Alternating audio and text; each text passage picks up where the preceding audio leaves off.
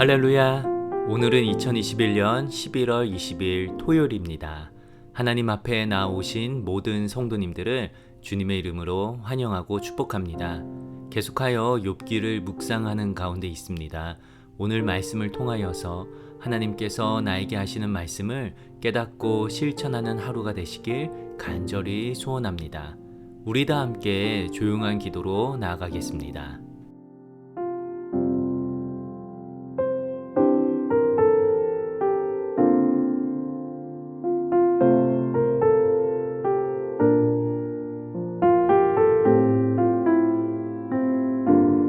아멘. 오늘 우리에게 주시는 말씀 욥기 28장 12절에서 28절 말씀을 다 함께 보시겠습니다. 그러나 지혜는 어디서 얻으며 명철이 있는 곳은 어디인고 그 길을 사람이 알지 못하나니 사람 사는 땅에서는 찾을 수 없구나. 깊은 물이 이르기를 내 속에 있지 아니하다 하며 바다가 이르기를 나와 함께 있지 아니하다 하느니라. 순금으로도 바꿀 수 없고 은을 달아도 그 값을 당하지 못하리니 오빌의 금이나 귀한 청옥수나 남보석으로도 그 값을 당하지 못하겠고 황금이나 수정이라도 비교할 수 없고 정금 장식품으로도 바꿀 수 없으며 진주와 벼국으로도 비길 수 없나니 지혜의 값은 산호보다 귀하구나. 구스의 황옥으로도 비교할 수 없고 순금으로도 그 값을 헤아리지 못하리라. 그런즉 지혜는 어디서 오며 명철이 머무는 곳은 어디인고 모든 생물의 눈에 숨겨졌고 공중의 새에게 가려졌으며 멸망과 사망도 이르기를 우리가 귀로 그 소문은 들었다 하느니라. 하나님이 그 길을 아시며 있는 곳을 아시나니 이는 그가 땅끝까지 감찰하시며 온 천하를 살피시며 바람의 무게를 정하시며 물의 분량을 정하시며 비 내리는 법칙을 정하시고 비구름의 길과 우레의 법칙을 만드셨음이라. 그때 그가 보시고 선포하시며 굳게 세우시며 탐구하셨고 또 사람에게 말씀하셨도다. 보라, 주를 경외함이 지혜요 악을 떠남이 명철이니라. 이 말씀은 살아계신 하나님의 말씀입니다. 아멘. 오늘은 우화를 하나 들려드리며 말씀을 시작하도록 하겠습니다. 제목은 사자의 지혜입니다. 동물들의 세계에 전쟁이 일어났습니다. 사자가 총지휘관이 되었고 동물들이 사방에서 몰려들었습니다. 동물들은 서로를 쳐다보며 한심하다는 듯이 수군거렸습니다. 당나귀는 멍텅구리라서 전쟁에 방해만 될 테니 돌아가는 게 낫지. 토끼 같은 겁쟁이가 어떻게 싸움을 한다고 온 거야? 한심하군. 개미는 힘이 약해 어디다 쓰겠어.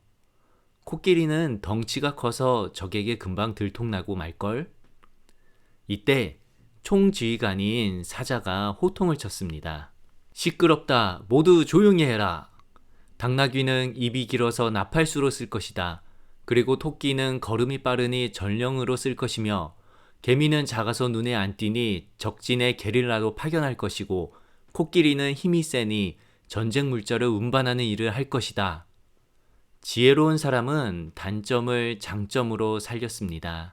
직장에서, 가정에서, 교회에서 누군가의 단점이 보이십니까? 또는 나 자신의 단점 때문에 좌절하고 계시나요?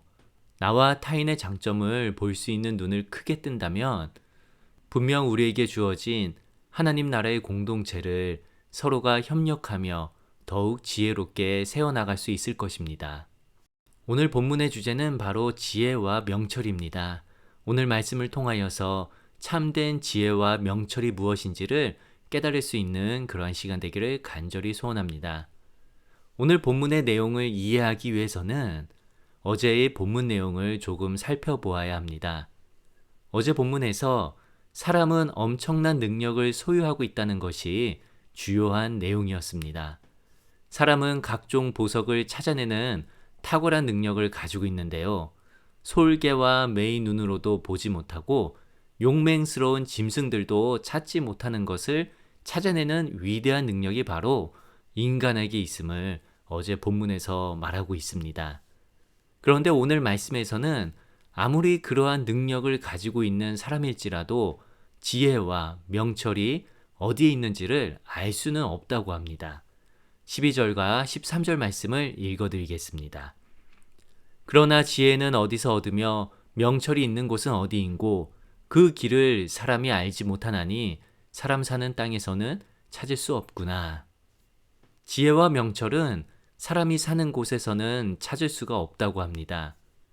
즉 지혜와 명철은 하나님께 속하여 있다는 것을 이야기하는 것이지요.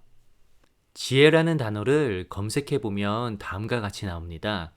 이 세상이 돌아가는 것을 빨리 깨닫고 사물을 정확하게 처리하는 정신적 능력이라고 합니다.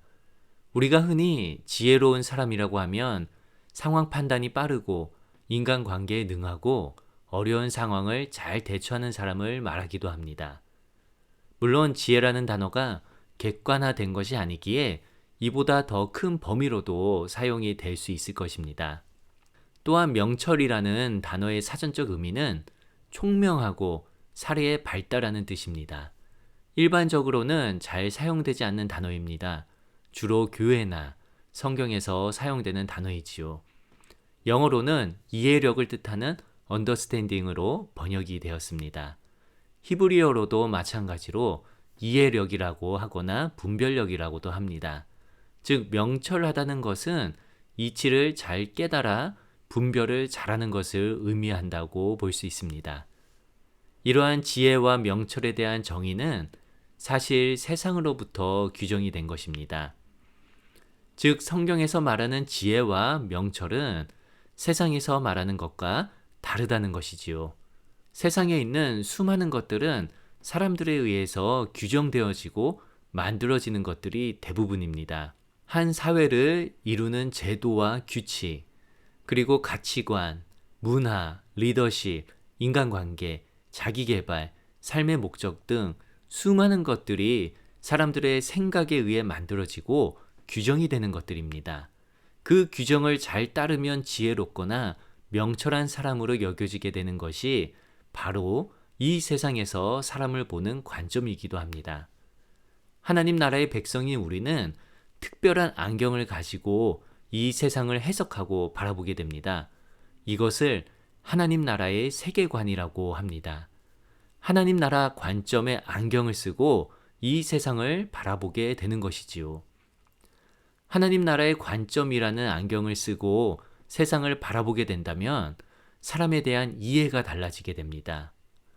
세상과 가정, 그리고 교회에서 일어나는 일들에 대해 보는 관점들도 달라지게 됩니다. 나의 판단으로는 도저히 이해가 되지 않는 사람들과 사건들을 맞이할 때 하나님 나라의 관점으로 바라보게 된다면 그 사람들과 사건들 안에 숨어 있는 하나님의 역사하심을 발견할 수 있게 됩니다.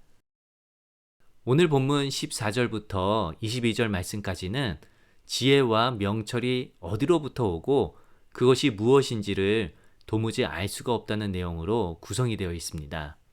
20절에서 22절 말씀을 읽어드리겠습니다. 그런즉 지혜는 어디서 오며 명철이 머무는 곳은 어디인고 모든 생물의 눈에 숨겨졌고 공중의 새에게 가려졌으며 멸망과 사망도 이르기를 우리가 귀로 그 소문은 들었다 하느니라. 사람이 그 찾기 힘들다는 보석도 찾을 정도로 능력이 뛰어나지만 지혜와 명철은 도무지 찾지를 못한다는 것입니다. 우리가 한 가지 알아야 하는 사실은 욥이 말하는 지혜와 명철은 세상에서 말하는 지혜와 명철과는 다릅니다. 바로 하나님이 주시는 지혜와 명철을 찾기가 어렵다는 의미입니다. 그런데 욥은 23절에서 그 지혜와 명철을 찾았다고 합니다. 23절 말씀을 읽어드리겠습니다. 하나님이 그 길을 아시며 있는 곳을 아시니 이는 그가 땅끝까지 감찰하시며 온 천하를 살피시며 바람의 무게를 정하시며 물의 분량을 정하시며 비 내리는 법칙을 정하시고 비구름의 길과 우레의 법칙을 만드셨음이라. 하나님께서는 세상을 창조하시고 다스리시는 분이시기에 그분만이 우리에게 참된 지혜와 명철이 무엇인지를 알려주신다고 하였습니다. 그리고 28절 말씀에서 드디어 지혜와 명철이 무엇인지를 알려줍니다. 28절 말씀을 읽어드리겠습니다. 또 사람에게 말씀하셨도다. 보라, 주를 경외함이 지혜요, 악을 떠남이 명철이니라. 우리가 일반적으로 알고 있는 것과 생각해 왔던 것하고는 전혀 다르게 지혜와 명철을 정의하고 있습니다. 지혜는 하나님을 경외함이라고 합니다. 그리고 명철은 악을 떠나는 것이라고 합니다. 먼저 하나님을 경외한다는 것은 두 가지 의미가 있습니다. 하나는 두려움입니다. 하나님의 존재는 우리와 다르고 절대적인 신이시기에 그의 능력 앞에 우리는 두려움을 느끼게 됩니다. 우리가 함부로 대할 수 없는 존재인 것이지요. 그러나 동시에 하나님을 경외한다라는 뜻은 하나님을 존경한다는 의미도 있습니다. 그분 앞에 우리가 두려워하는 것은 무서움과는 다릅니다. 하나님을 하나님으로 인정하는 그러한 존경을 바탕으로 한 두려움입니다. 즉 하나님의 능력을 인정하고 그분이 하시는 일들을 신뢰하는 믿음과 동일한 표현이라고 볼 수 있습니다. 성경 창세기에 보면 아브라함이 그의 아들 이삭을 번제물로 드리려고 했을 때 하나님께서 이렇게 말씀하셨습니다.